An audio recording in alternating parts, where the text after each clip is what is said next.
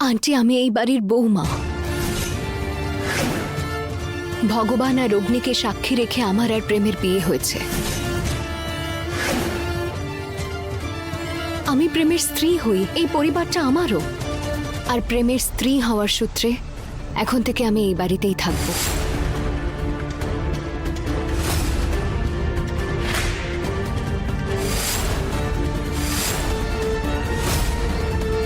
মুখে মুখে তর্ক করবে তুমি?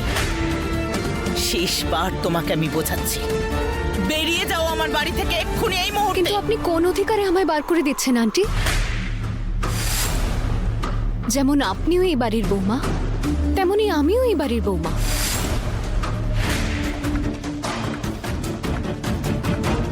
আপনিও যেমন বিয়ে করে একদিন এই বাড়িতে এসেছিলেন, আমিও সেইভাবেই এই বাড়িতে এসেছি।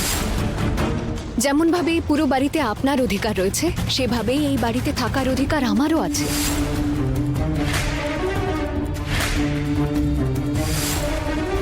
কোথায় তুমি আর কোথায় আমি?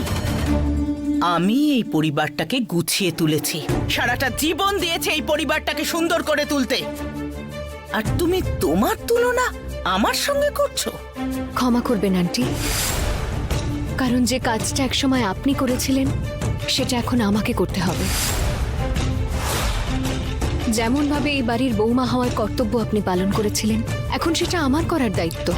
আর সেটা পালন করার জন্য আমায় এই বাড়িতেই থাকতে হবে। তোমার সাহস কি করে হয় আমার মায়ের সাথে এইভাবে কথা বলার? তো এখানে আমি কি ভুল বলেছি প্রেম? ধর্ম, সমাজ সবকিছুর স্বার্থে আমার এটা অধিকার রয়েছে এই বাড়িতে থাকার।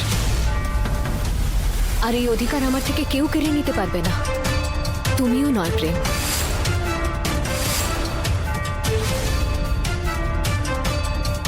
আমি জানি যে তুমি কি ভাবছো। তুমি এটাই ভাবছো যে আমাদের দুজনের মধ্যে কোনো সম্পর্ক নেই, আমি স্ত্রী নই তোমার। কিন্তু একজন স্বামী স্ত্রীর সম্পর্ক এতটাও ঠুনকো হয় না যে তোমার বলা মাত্রই সেটা ভেঙে যাবে। মহাকাল আমাদের সম্পর্ক গড়েছেন প্রেম, আর যে সম্পর্ক ভগবান তৈরি করেন একজন মানুষের কথায় সেটা ভেঙে যায় না। তাই জন্যই তোমার স্ত্রী হওয়ার সূত্রে, এই বাড়ির বৌমা হওয়ার সূত্রে আজ থেকে আমি এখানেই থাকবো, এই বাড়িতেই।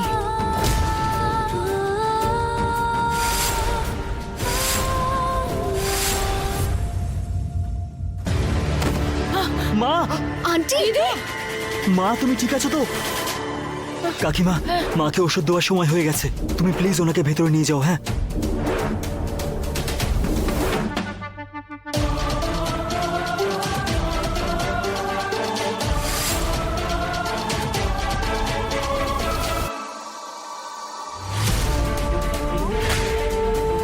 খুব শখ না তোমার আমার এই বাড়িতে থাকার?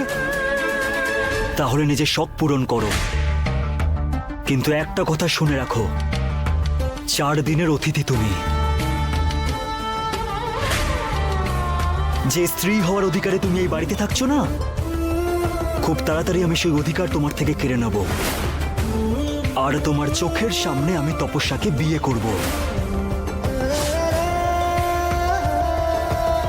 আর যেভাবে আমার মায়ের চোখে জল আসলো, সেইভাবে তুমিও কাঁদবে।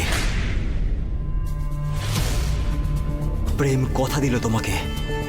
প্রেম, আমি যেটা করেছি সেটা করতে বাধ্য হয়েছি, কিন্তু তোমাকে বা আন্টিকে বা এই পরিবারকে কষ্ট দেওয়ার কোনো অভিপ্রায় ছিল না আমার। প্রেম, তোমায় আমার অনেক কিছু বলার আছে, একবার ঠিক করে অন্তত কথা বলো আমার সাথে।